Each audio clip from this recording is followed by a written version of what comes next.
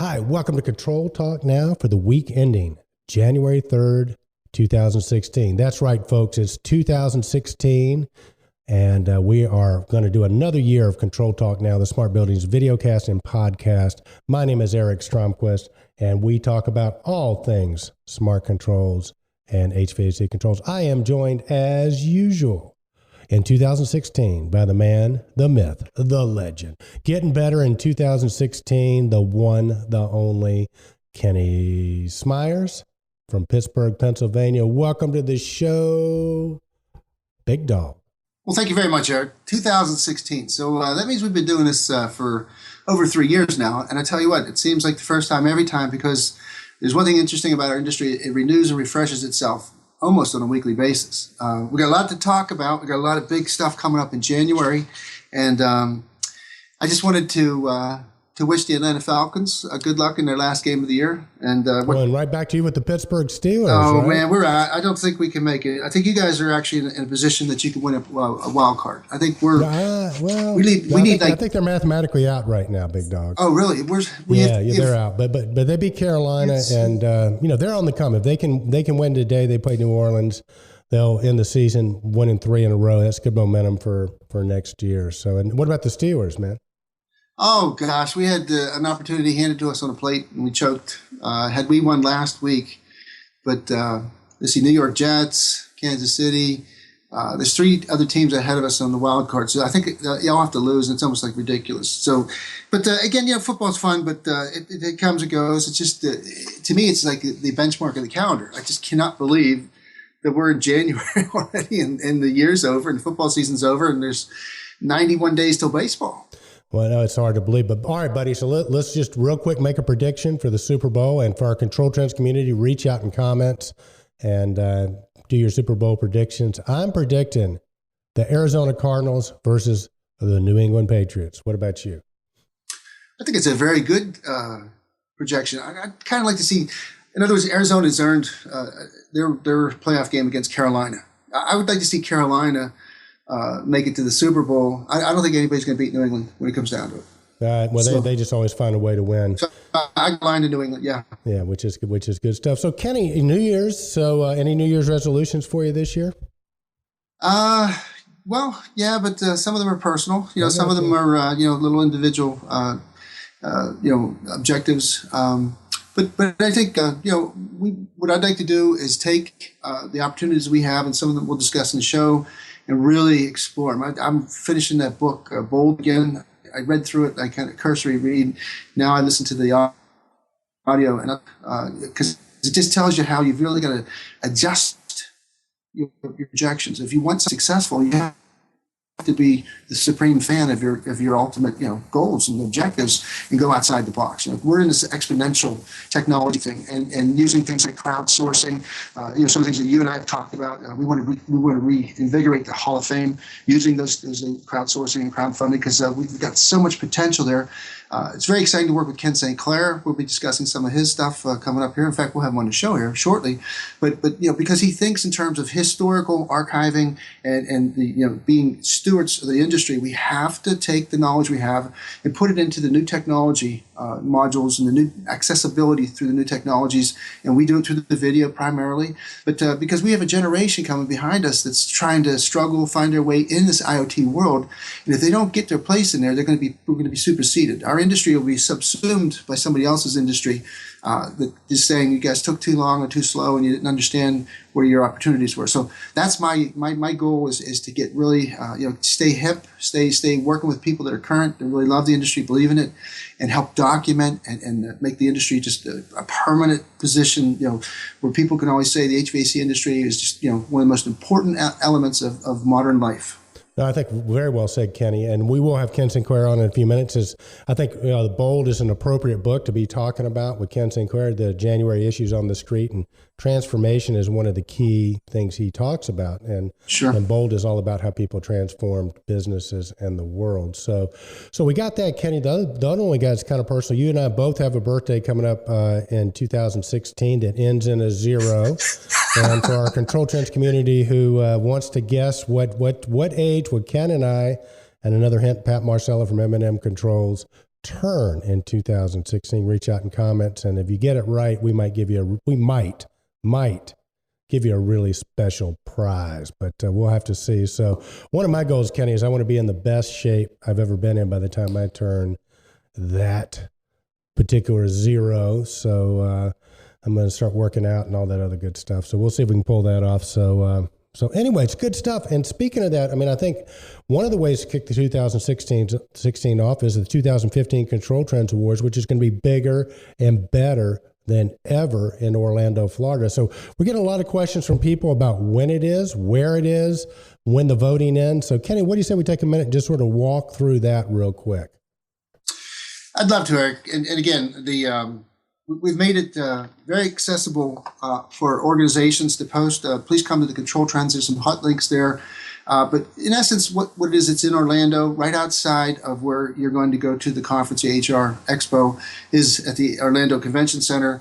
We are going to be approximately 5 miles from there at a place called Universal Studios, the Hard Rock Cafe. Actually, part of the Hard Rock Cafe is the Hard Rock Live, where they actually do the concerts and the large events, and we are going to be in that Hard Rock Live. And the event starts at 6:30 to 9:30. There will be an opportunity for people involved in some of the VIP activities, the platinum sponsors for sure.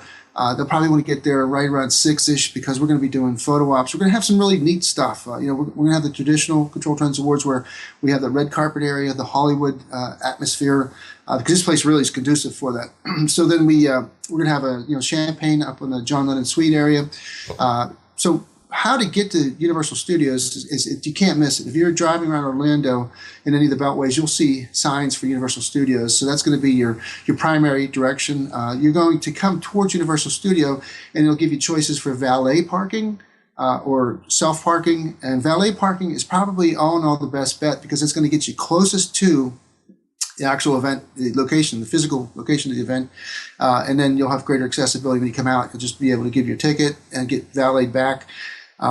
Cabs or whatever, team driving, bus drivers. We have some people that are taking 20, 30 people there. If you're on your own, then basically you're going to have to get there early enough to walk from the self-parking area to the Universal Studio entrance. You'll come through the City Walk. And then you'll be right at the forefront of the Universal Studios, which is an amazing place. The Hard Rock Cafe is right there. It's the gateway to Universal Studios. We'll be on the left-hand side of that. You can't miss it. They have a marquee. It's about 20 foot by 20 foot, and you'll see the CTA awards will be visible as soon as you begin your walk through the City Walk. You'll be able to see exactly where to go. Look for the big, gigantic, oversized guitar. The interesting thing about the Hard Rock Live is it's designed after the Coliseum. There's a lot of artistic stuff there, a lot of neat stuff that when you get there, if you come early, you'll be able to kind of enjoy the ambience. And then we're going to kick off with just a tremendous show. In review of that, we have 22 categories. There's a lot of serious competition going on between vendors, support people of the year, third-party solutions. Everything to do with BAS and HVAC is what we're doing. So.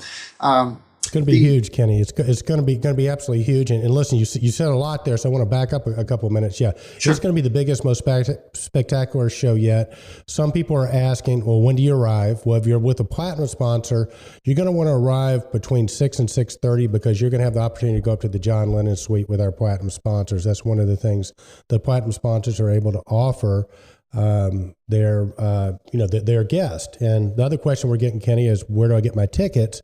Well, the platinum sponsors and the sponsors are the ones who really have the tickets. We will have individual tickets for sale. They're $325 a piece. So really encourage you to reach out to one of the platinums there on the website or one of the sponsors because they'll have tickets as part of their sponsorship. So that's really the best way to get in.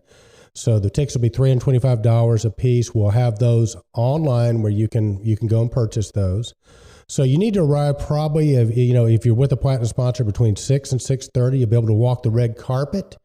You'll be able to have your photo ops. If you haven't been to a Control Trends a Control Trends awards event before, Kenny and I are very meticulous about the models that we pick, and we also have some special other guests that you'll want to have photo ops with. So it's going to be spectacular. So you definitely want to reach out, make plans to be there. It's going to be the Sunday evening before the show, and it'll run from 6:30 till probably about 9:30, Kenny, about 3 hours.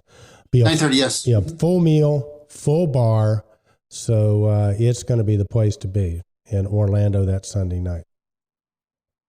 Right, Eric, and don't forget that we have these other really important awards and recognitions to give out. We're going to have the Cybersecurity Award given by our guy from CoreTech, Fred Gordy. We've got the P-Talk Award.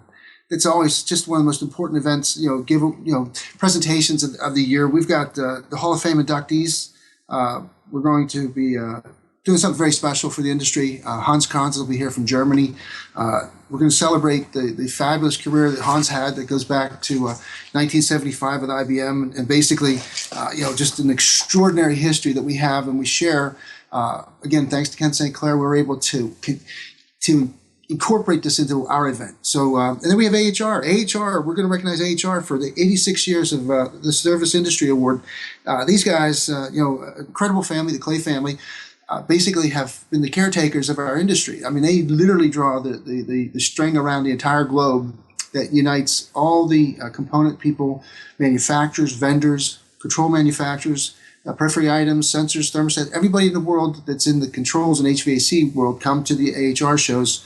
It's been going on for 86 years. They have a remarkable story. We're going to give them a industry service award. So it's going to be fun to be, just kind of be, in the air to feel that. Well, the word momentous and historical comes to mind, Kenny, because also BACnet will be giving out their first award. That's a new category we have where BACnet will actually be picking, BACnet International will actually be picking out the winner of that award. And then Haystack Connect, there's going to be a Haystack Award. They will be recognizing either a company or individuals within the industry that have furthered the Haystack cause. So the reach is getting a lot wider, and I think we're bringing more and more superstars into the fold. Well, just talking about that reach real quick, Eric. We have 80 countries are involved with Control Trends organization, ControlTrends.org, but we have 43 participating countries voting right now in the Control Trends Awards. So that's really exciting. And I didn't mean to cut you off there, but No, 43 countries. So Kenny, real quick, while we're talking about the voting, so 43 countries have voted so far. Tell our listeners when the voting ends and what they have to do to vote if they haven't voted already. Yes, Eric. The voting's going to stop 15th of January, and then there'll be the tally time. And to vote, there's many ways to vote, but most importantly, you come to ControlTrends.org on the right-hand side of the website of the actual Control Trends website. You'll see the Control Trends logo, and it'll say "Vote Here." And so you just have to go through the sign-on, and you'll have to give us your email address, and then you'll go through the voting procedure. And it's just been remarkable. It's exciting. I don't know. I don't know how things are going to work because there's from all over the world involved, and it's good to see some of the big vendors that have got their social media, their networks involved, and that's great. It's great stuff, Kenny. Yeah. And I think the other thing is, remember, you can take that ballot. You can forward it to your network to vote. So you can copy the link, forward it out. Again, Kenny, there's some stuff you do have to fill out, so we make sure that people are not stuffing the ballot box, if you will. And we will not be sending you any emails or your network any emails. That's not the point of this. The only point in asking for information like your company and email address is to make sure that the voting is fair. Well, and speaking of fair, Kenny, we got our guy, Ken St. Clair, is teed up on the other line, ready to go. So why don't you introduce Ken real quick, and let's bring him on the show, big dog. Eric, I'd love to. Ken St. Clair is the owner, editor of Automated Buildings. This is his January 2016 edition of Automated Buildings. And, again, I could talk about Ken St. Clair all day because it was a discovery for me maybe about 10 years ago. I came across Automated Buildings. And that's what he's talking about in this. We'll be talking to him about the length, the longevity, the incredible storage of information there. And he really he goes into it deep this year. In this first edition, because he said the transition to a new year causes us to reflect on previous years. The future is falling on us fast, but we must force We must be the force that provides linkage to the past, and more importantly, to the existing. Only we as an industry have the skill and knowledge. This is not an IoT thing. This is us. So it was really cool. It was about the IOP. Well, Internet cool. Well, with that, let's bring our friend Ken Sinclair on to the show. Welcome Ken. to the show, Ken. Happy New Year to all the folks watching Control Trends. Well, and Happy New Year to you too, and Happy New Year to the Automated Buildings community. And Ken, so it's a big year, 2016. Any recaps on 2015 before we start talking about the January issue? How do you think history will remember 2015, control-wise? Well, there's just a lot of transformation went on. We slowly started walking across the floor from dusty old building automation ways into the world of IoT, and I think we're still struggling with that transition, which I've come to call a transformation because it's much more significant than just a transition. And of course that evolves into our theme that we ended up with, like, what is our role in the transformation? And what I'm seeing is we get confused, I think, as an industry, that we touch the IT industry and we think we are the IoT industry. But in fact, the value we all add is our deep knowledge of automation, integration, connectivity, all these things we've been doing for years. And I think that's the value we add. And we are the force of reason. It's pretty easy to do anything in IoT. So I think what we have to do is we have to be the filter, and we have to be the strength in that. So anyway, that's kind of the twist. So that's my take on the transition from 2015 to 2016. Well, Ken, real quick, you used a couple interesting phrases here. You said, to you, what is the difference between a transition and a transformation? A transition, in my mind, is just a moving from one way of doing things to another way, and the transition in between. A transformation is more like standing up, moving over, and going to a new table and playing a new game. And I think that's where we're exactly at. It's a whole new game. The way things are done, the way things were done 2-3 years ago is completely different because of cloud connectivity and all of the stuff that's going on. So that's what I see the transformation is.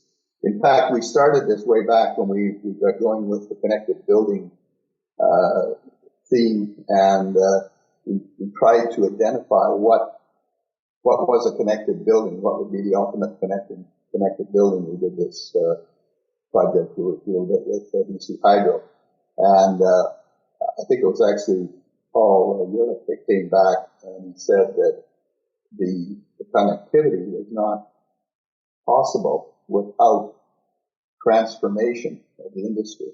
And I kind of picked up on that and have been beating on that drum ever since. And it's not just a transition, it's a transformation. You have to turn yourself into something else. Except I think there was some confusion there that what we might be turning ourselves into was IoT folks. And that has to be part of what we do, but we don't need to become IoT folks. There's plenty of those around. What we need to do is to basically look at what is happening and see how that is going to transform our industry. We are the wisdom. We are the industry, so we need to be here and help that evolve.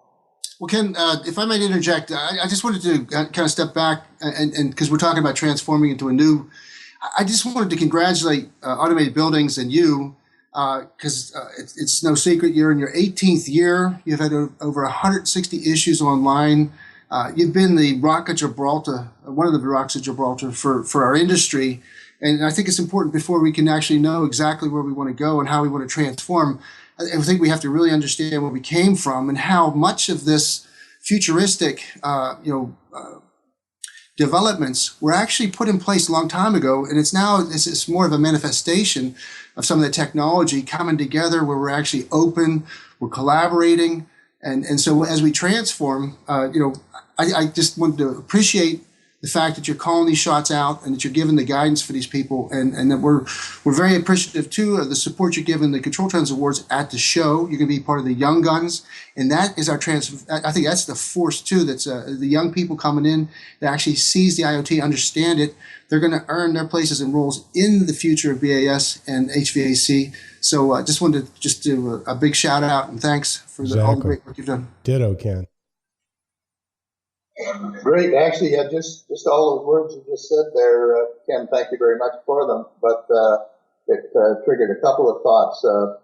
This month we have an article from Steve Tom of Automated Logic, one of the original Automated Logic players, and I think I gave you guys a jab about the museum.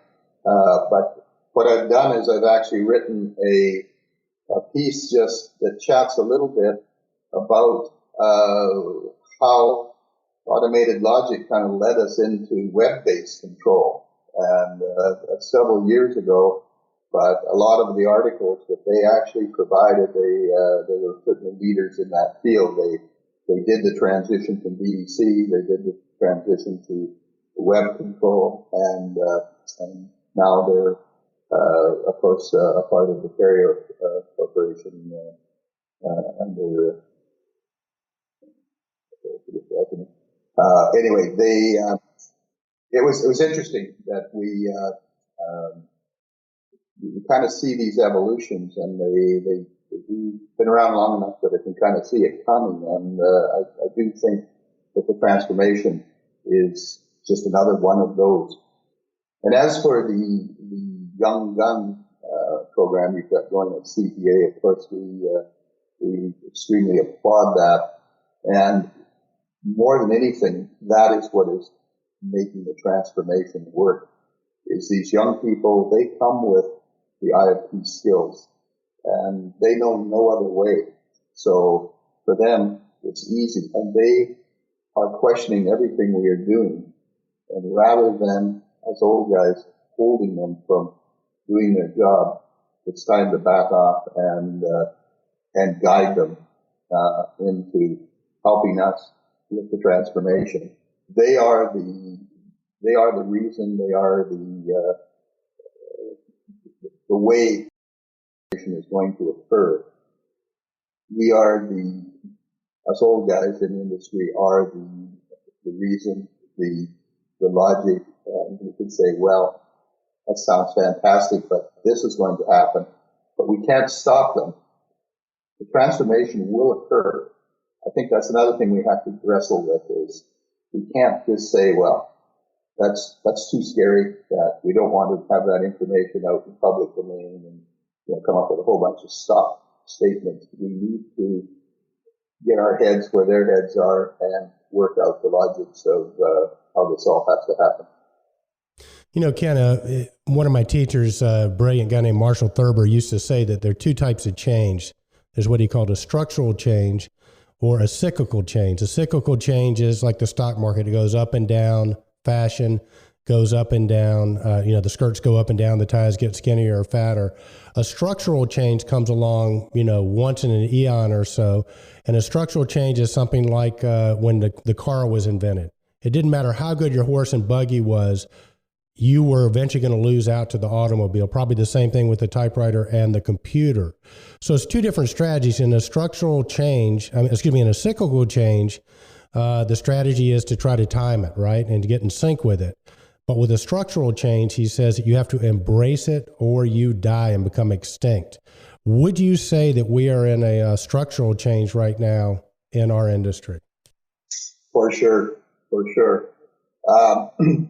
I think the greatest example of that is just the things we do every day with our phone, or actually watching our children, just how they interact, how they use text, how they they have a whole different way of communicating.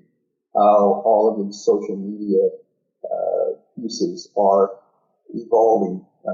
It's getting pushed.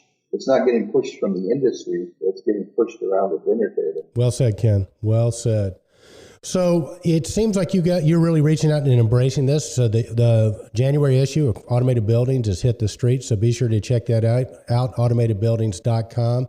Ken, I also looked at it. It looks like you've got some groups. It looks like you've got a LinkedIn group for the younger people, as well as a couple of other LinkedIn groups. Tell our audience a little bit about those groups and how they can get involved.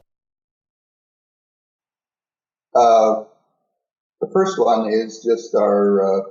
It started out as a who's who in the large building automation industry, and it's been truly amazing. The who's who's in the automation building turned into all the folks that are actually coming into the industry, which of course involves a lot of these IFT folks. It involves a lot of the large manufacturers of equipment, the OEMs. The OEM folks, an interesting thing that we sometimes could talk about in a separate piece, in the fact that they are getting hit with this IoT transformation, and it is transforming their equipment. And we're starting to see more pieces of equipment that are coming with integral control pieces that have cloud services, and so that's another big piece of it. So anyway, lots of changes going on there. Okay, Ken, as Eric said, the 2005, what was historic about it? How can we summarize it? And I think we did a great job of that. I think you kind of really pushed it. So in 2016, just in a general sense, where do you see our progress? Tree Sullivan, for instance, always makes an issue about the rate of adoption. How we have all the technology, and Jim Young, he'll tell you too, and Howard Berger. We've got it all here, guys. What are the pushbacks, blowbacks, or headwinds or handicaps of people in the industry, not necessarily the providers, but the customers and the end users? Do you think this will be the year we really see a much greater rate of adoption of all this technology is available? We're all poised and ready to provide it. Yeah, I think we already have seen a rush of adoption, and I think what we need is a documenting of our success. We're at that stage in this whole equation. It's good to mention Therese, because she's working with the HVAC folks, and very soon she's going to be rolling out a HVAC newsletter, which is good news. And actually, I saw that John had announced that on the HVAC forum as well. So I guess it's not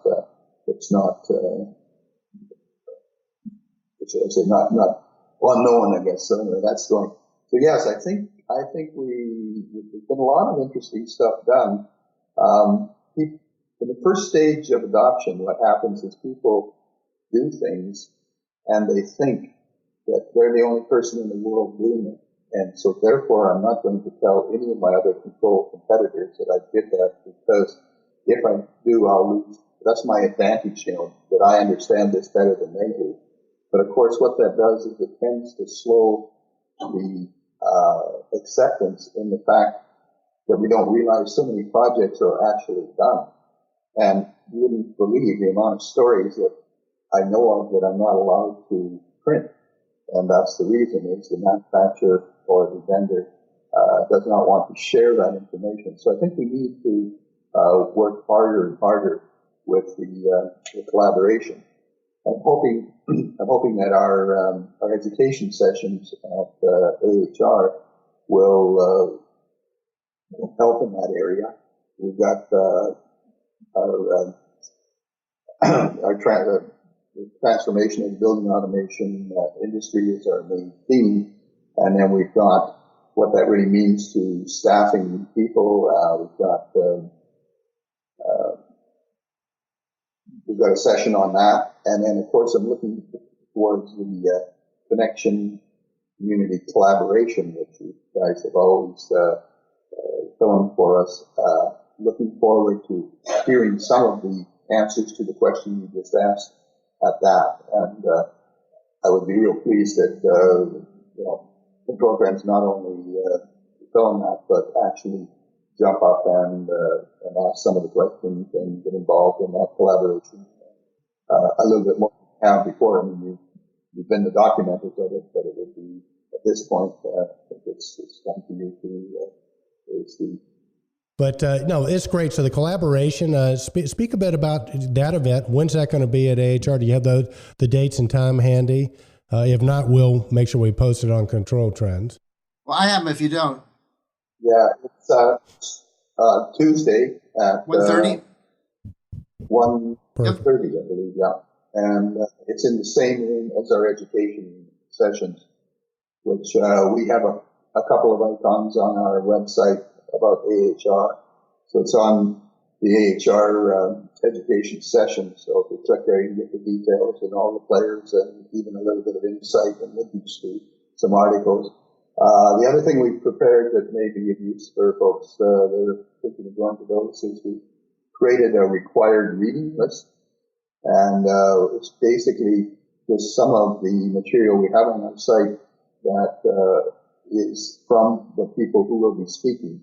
So I think by reading a few articles by someone, you can kind of get their twist in what they might be talking about. So I think that would be quite useful if you're, it's probably if you just showed up and just opened up the door and walked in and said, what are these people talking about? But there's a lot of history, a lot of insight.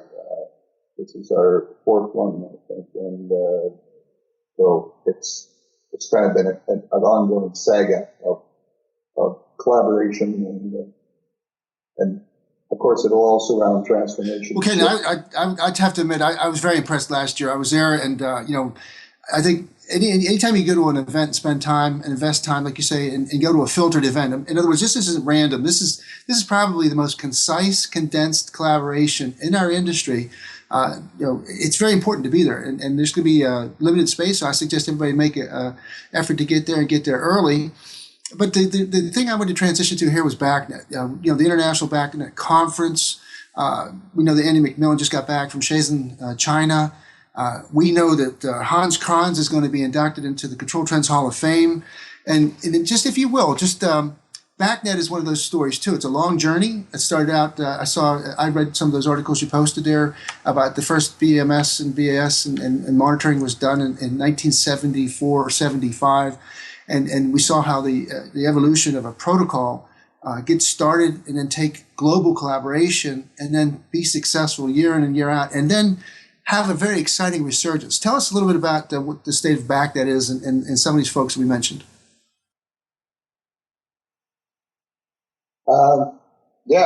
It's been a long journey for all. And I was really pleased last year that you honored Mike Newman, and this year we're going to do Hans. There's lots of other folks that have been at it in the early days. Raymond Ray of Delta Controls was one of them, and of course Andy McMillan as well, which I believe you're going to have a lot of these folks involved in CPA, which is great. The BACnet journey is one. There's some other journeys that have gone on there too, like the Modbus journey, the Zigbee journey. It's great to be able to kind of have basically follow these on the automated building site. Actually, the site has become a good documentation of the whole history. Just the fact that it's remained in the same place, the fact that it's old and dusty is sometimes an advantage because it still all fits together, and you can actually display articles from the 1990s, which 1999 and stuff. So you can kind of put that all in. But Yes, back to the transformation and BACnet, BACnet. I wrote an article for the journal, for the BACnet journal, and it was talked all about it was kind of satire, I guess, on backpack growing up. And the BACnet, of course, was about 20 years. And what I did is I kind of spun it that BACnet was like the college kid who was going out into the world. And we've kind of done about as much as we can with BACnet. And now it's time to release them and send them off into the world. I assume the male gender. I'm not sure if that's correct or not, but anyway, it's so that was sort of the play on it. And I think all of us as an industry we have to guide not only BACnet but all of our standards, and we have to keep them out of the sleazy bars, and we have to put them in positions where they can be best used, and we have to support them as only we can as an industry. But by the same token, we need to set them free. So if somebody wants to take the BACnet standard and do something with it that is not allowed by BACnet standards, we have to kind of dig into that and say, would that help or hinder BACnet in the world? And certainly there is a bit of a collision between BACnet and IP ways, and I think ultimately you might see some of that evolve. Do you mean like an open source, more open source, like almost like the Haystack people invite people to go in and actually help, co-write and generate more?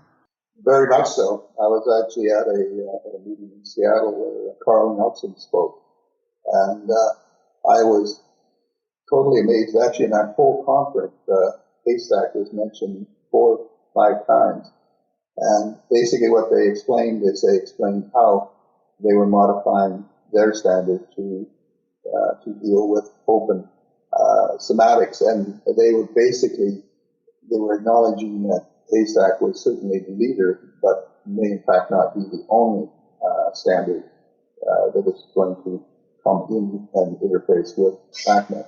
So they always have to keep looking at the bigger picture.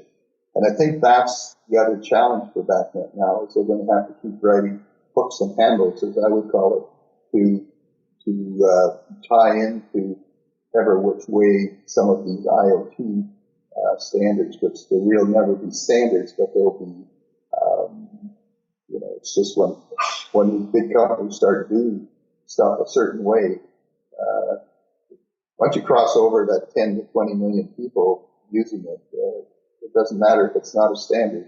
It's starting to become a way of life. So maybe that's what they're going to have to do, is build hooks and handles to this way of life. So there you have it, Ken Sinclair, automatedbuildings.com. The Automated Buildings January issue is on the street, so be sure to check it out. Hey, Ken, man, thanks for taking a few minutes to talk with us. Thanks a lot, Ken. All right, Kenny, so it was great to get that from Ken Sinclair. Hey, we got a couple of posts this week. What do we have up first, Big Dog? All righty, Eric. Next up, we have Dwyer Series EWDP Wireless Communication Adjustable Differential Pressure Switch. This is a neat little product. It has in-ocean capability. It's your typical dual-scaled adjustment in inches of water column, pascals, but it allows to change the pressure set point to be made without a pressure gauge, which is awesome. It has a battery-powered switch, and it's equipped with the radio module for frequencies of 902 or 868 megahertz. Just an amazing product.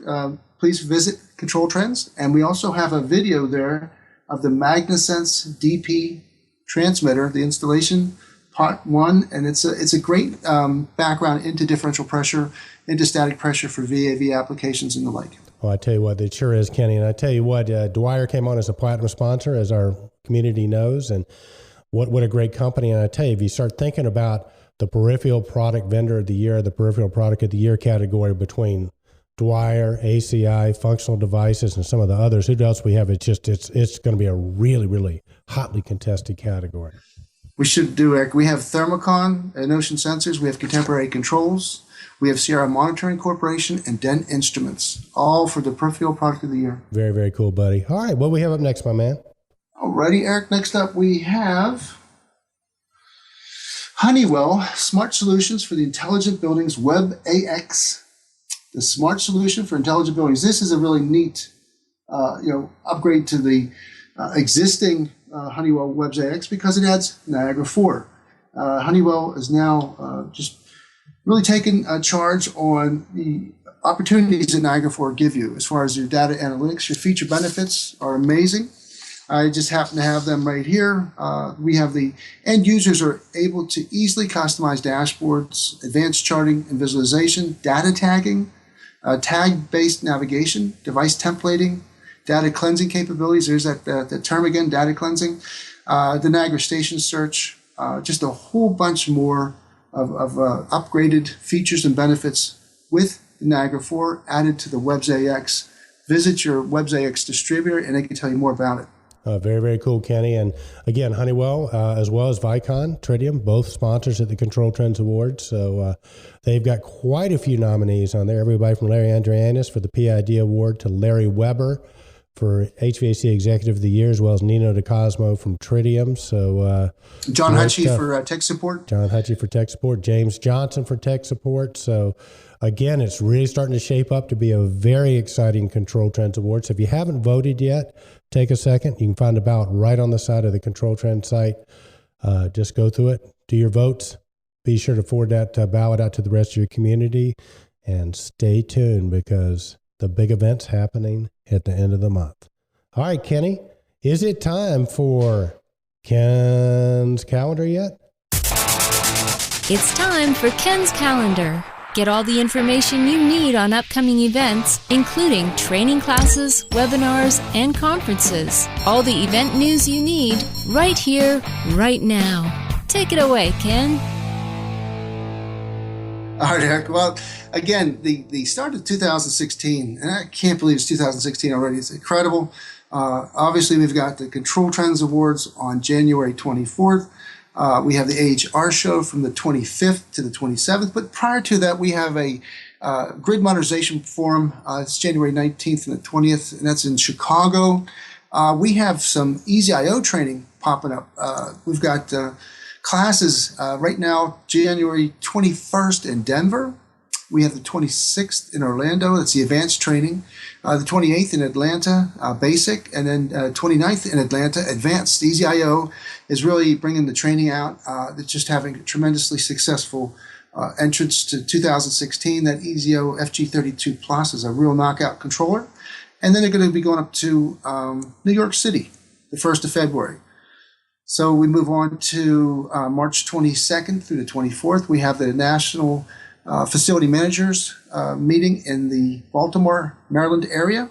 And then we have a big show coming up, a really big show, the Niagara Summit 2016, May 15th through the 17th in New Orleans. So please visit the site, take those hot links, and register. There you have it, Ken's calendar, giving you all the controls event news you need. All right, Kenny, what do we have up next on Control Trends?